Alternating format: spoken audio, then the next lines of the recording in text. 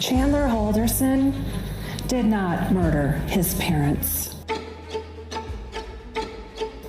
He is not guilty of those crimes. But you know what? He showed up the next day by himself.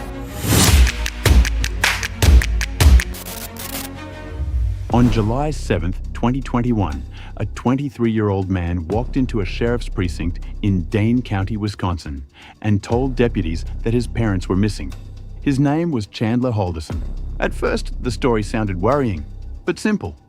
Chandler said his parents, Bart and Krista Halderson, had left for a family cabin over the 4th of July weekend. They were supposed to come back. They never did, but almost immediately, small things felt wrong. Their cars were still at home. Their phones were not where they should have been. The cabin showed no signs that anyone had been there recently. And the more detectives listened to Chandler's story, the more it started to feel less like a missing persons case, and more like something had been carefully staged. Then investigators found a witness. Then they found a location. Then they found a Snapchat clue. And within days, the picture of a worried son searching for his parents began to collapse into something much darker. Because behind Chandler Halderson's calm voice was a secret life built on fake emails, fake school records, a fake job, and a future that did not exist. His parents were not missing because they had gone away for the weekend. They were missing because, according to prosecutors, they were about to discover the truth, and Chandler's entire world was about to fall apart. Before this case became a courtroom file, before it became a headline, before strangers on the internet tried to understand it, Bart and Krista Halderson were simply parents. They lived in Windsor, Wisconsin, a quiet community in Dane County. Bart was known as practical, careful, and frugal. A man who paid attention to details. A father who had spent years involved in his sons' lives, from Boy Scouts to swim meets. Krista was remembered by friends and family as warm, loving, and devoted. People close to her described her as someone who poured her heart into her children. Together, Bart and Krista had built the kind of life that, from the outside, looked stable. A home, a family, 2 sons, routines, plans. The ordinary rhythm of people who worked hard and expected their children to move forward in life. Their youngest son, Chandler, still lived at home. To the people around him, Chandler seemed to have a future. He told them he was attending Madison College. He told them he was doing well. He told them he had work experience. He told them he had a promising opportunity ahead of him, even claiming he had a job lined up with SpaceX. It was the kind of story a parent would want to believe. A son finishing school, a son starting a career, a son preparing to move into adulthood. But the life Chandler described was not real. And the problem with a lie is that it does not stay one lie. It grows. It needs protection. It needs explanations. It needs fake names, fake emails, fake conversations, fake delays, and fake promises. And by the summer of 2021, Chandler's lies were no longer sitting quietly in the background. They were being questioned, especially by his father. For months, Bart had been asking Chandler for proof. Proof that he was still enrolled in college. Proof that he was moving forward. Proof that the story Chandler had been telling was true. But every time Bart asked for transcripts, Chandler had a reason why they were delayed. There was always an issue, always a problem, always one more email, one more explanation, one more excuse. According to prosecutors, Chandler created fake email accounts to make it look like school employees were communicating about the transcript problem. The names looked official enough to someone who wanted to trust his son, but they were not official. They were not real. And eventually, Bart decided to check for himself. He contacted Madison College. That phone call was one of the most important moments in the entire case, because it showed that Bart was no longer simply asking Chandler what was going on. He was going around him. He was trying to verify the truth directly, and what he learned changed everything. Chandler was not the student he claimed to be.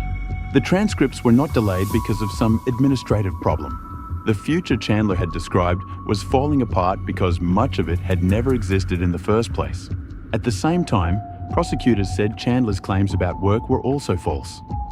He had talked about an internship, about employment, about a bigger future, but when people checked, the records did not match the story. And then there was SpaceX. To a parent, that kind of claim would sound almost unbelievable, but also exciting. A son going from Wisconsin to a high-profile aerospace company. A fresh start. A major opportunity. But prosecutors argued that this too was part of the same fantasy. And now Bart was getting too close. Too close to the college records. Too close to the job story. Too close to the truth. The exact final hours of Bart and Krista Halderson can only be reconstructed through evidence, testimony, and what prosecutors presented at trial. But according to the state, July 1st, 2021 was the day Chandler's lies finally reached the point of no return. Bart had been pushing for answers. He wanted proof. He wanted transcripts. He wanted reality. And prosecutors believed that Chandler knew the truth was about to be exposed. At trial, the state argued that Bart was killed first. Investigators later believed that the violence happened inside the family home, in the basement. The details are disturbing, and they do not need to be exaggerated. The evidence was enough. There were signs of cleanup. There were traces that appeared to be blood. There were later discoveries that pointed to an attempt to destroy or hide evidence. And then there was Krista. Prosecutors argued that after Bart was killed, Chandler also killed his mother. To understand the horror of this case, you do not need to focus on the most graphic details. The real horror is this. Bart and Krista were not strangers. They were not enemies. They were his parents. People who, according to those who knew them, would have helped him if he had simply told the truth. If he had failed out of school, they would have been disappointed. If he had lied about work, they would have been angry. If he had admitted the SpaceX story was fake, there would have been consequences. But they would still have been alive. Instead, prosecutors said Chandler chose the one path that could never be undone. After Bart and Krista were gone, Chandler needed a story. And the story he gave was simple. His parents had left for the family cabin. He said they had gone up north over the 4th of July weekend. He suggested they had been picked up by another couple. He mentioned possible plans involving the cabin and maybe even a casino. But the details did not feel right. Detectives learned that it was out of character for Bart and Krista to disappear without contact. Bart, especially, was described as careful with money and habits. The casino detail did not fit well with what people knew about him. Then investigators checked the home. Both parents' vehicles were still in the garage. That mattered. If Bart and Krista had gone away, how had they left? Who picked them up? Who were the friends? Why didn't Chandler know their names? Then investigators checked the cabin. There were no signs that Bart and Krista had recently arrived. The story was already weakening, but Chandler kept acting like a son who wanted to help. He talked to investigators. He gave information. He allowed parts of his phone to be looked at. He even went through the neighborhood asking for surveillance video, saying he wanted to see if cameras had captured his parents leaving. On the surface, that might look helpful, but to detectives, a person trying too hard to shape the story can sometimes be just as important as the story itself. And soon the case moved away from the cabin. It moved to a rural area near Cottage Grove. The first major break did not come from a confession. It came from someone who noticed something strange. A witness near Cottage Grove reported seeing Chandler near a wooded area. According to investigators, he had been backing up his vehicle and walking from the area in a way that seemed unusual. That tip changed the direction of the investigation. Police searched the location, and there they found human remains. The remains were later identified as Bart Halderson. At that moment, the case was no longer just a disappearance. It was a homicide investigation. And Chandler, who had walked into the sheriff's office as the son reporting his parents missing, was now at the center of a murder case. Near that area, investigators also found items that would later become important at trial. Tools, a tarp, and other evidence prosecutors connected to the crime and the attempt to hide it. The story Chandler had told, the cabin, the weekend trip, the unknown couple, was collapsing. But there was still one person missing, Krista. And the clue that led investigators toward her would come from a place Chandler likely never expected. His girlfriend's phone. Chandler's girlfriend, Catherine Melander, became one of the most important witnesses in the case. She was not charged. Investigators later said they found no evidence that she had anything to do with the murders. But she had something on her phone that mattered. Snapchat. More specifically, SnapMap. SnapMap is a feature that can show a user's location to selected friends. It is the kind of digital trace many people forget about. A quiet little map sitting inside an app, recording where someone was at a specific time. And according to investigators, Snap Map showed Chandler near the Wisconsin River on July 3, 2021. That was not a random location. It was a place familiar to Chandler, near an area he knew. Investigators followed that lead, along with another tip from someone near the river. And there, they found more remains. This time, they were identified as Krista Halderson.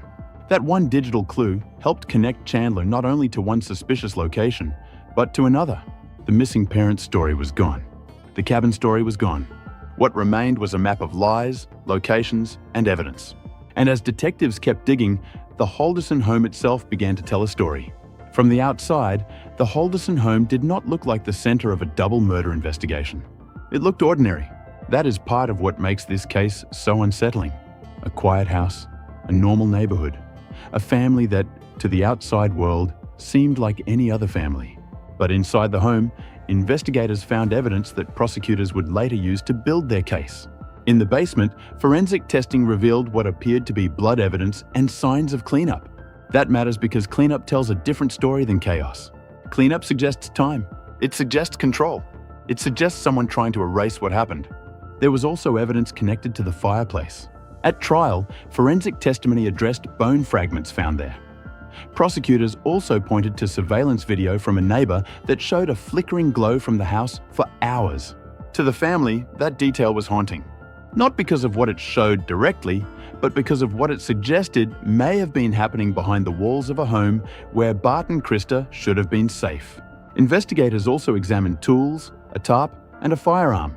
CBS later reported that authorities found cutting tools hidden in an oil drum at the farm where Bart's remains were discovered, and that a forensic analyst testified blood on tools matched Bart and Krista's DNA.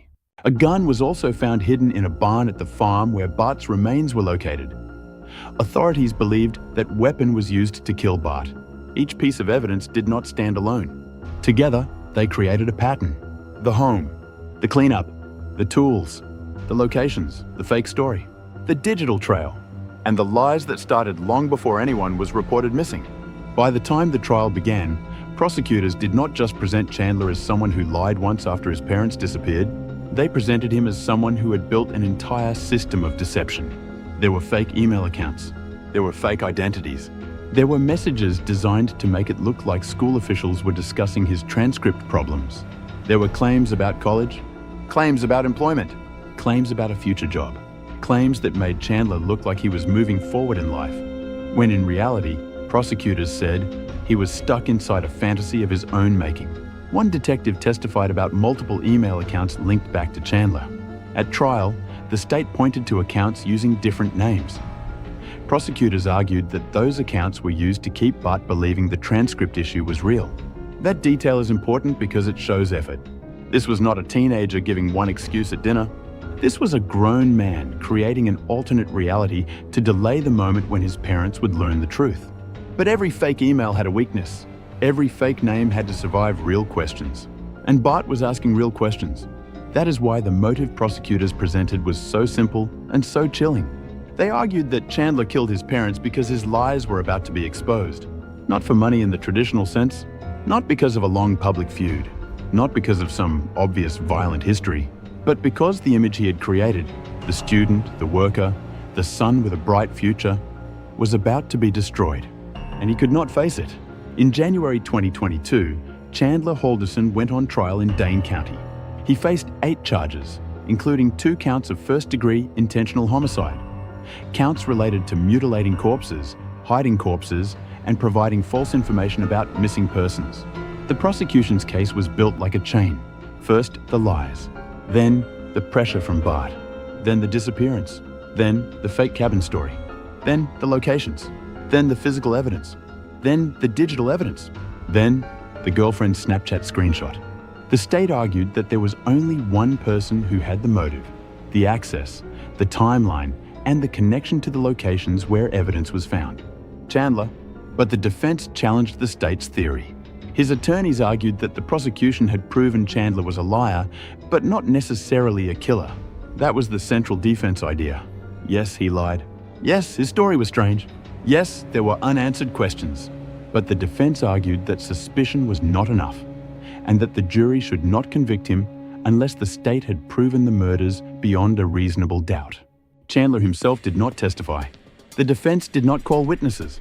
So the jury was left with the evidence presented by the prosecution, the cross-examinations by the defense, and the question at the center of the whole case. Was Chandler Halderson simply a liar caught in an impossible situation? Or was he a killer who murdered his parents to stop them from discovering who he really was? The jury did not take long. After deliberation, Chandler Halderson was found guilty. Guilty of first-degree intentional homicide for Bart, guilty of first-degree intentional homicide for Krista.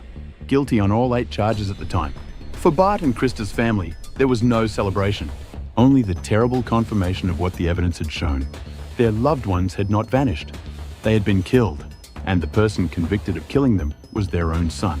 In March 2022, Chandler returned to court for sentencing. For much of the trial, he had remained quiet. But at sentencing, he finally spoke. Many people expected remorse, an apology, a statement to his family, some acknowledgement of Bart and Krista. Instead, Chandler used the moment to say he intended to appeal his convictions and asked any lawyers willing to take his appeal to reach out to him. To many of Bart and Krista's loved ones, that moment was devastating, because even then, after everything, the focus still seemed to be on Chandler. Not Bart, not Krista, not the family left behind. The judge sentenced Chandler Halderson to life in prison without the possibility of parole. Later, in 2023, 2 lesser convictions related to hiding remains were vacated on procedural grounds. But that did not change the reality of his sentence. He continued serving life without the possibility of parole for the murders and dismemberment of his parents. And in 2025, a Wisconsin appeals court affirmed his guilty verdict. The legal story continued. But for Bart and Krista, the ending had already been written. They were gone. Not because they had taken a mysterious trip, not because they had disappeared into the woods, not because they had chosen to leave their lives behind. They were gone because the truth got too close. The Chandler Halderson case is not terrifying because it begins with obvious evil. It is terrifying because it begins with something ordinary. A son lying to his parents, a failed class, a fake job, a fake email, a story told at home because the truth felt too embarrassing to admit. Most lies end in arguments. This one ended in murder, and that is what makes the case so difficult to understand. Bart and Krista Halderson were not trying to destroy their son. They were trying to know the truth about his life. They wanted answers. They wanted records. They wanted him to be honest. But Chandler had built a world where honesty was no longer an option he was willing to take. So when the truth finally reached the door, prosecutors said he chose violence instead of confession. In the end, the case was solved not by one dramatic clue, but by many small ones. A cabin that did not look used, cars still in the garage, a witness near a wooded area, a Snapchat location, fake emails, forensic evidence, a glow from a fireplace, a story that kept changing, and a family whose love was answered with the worst betrayal imaginable. Chandler Halderson once wanted people to believe he had a future, a college record, a career, a job at SpaceX, a life waiting somewhere beyond Wisconsin. But the only future he has now is inside a prison cell, and Bart and Krista Halderson, the 2 people who would have given almost anything to help him, never got the chance to hear the truth.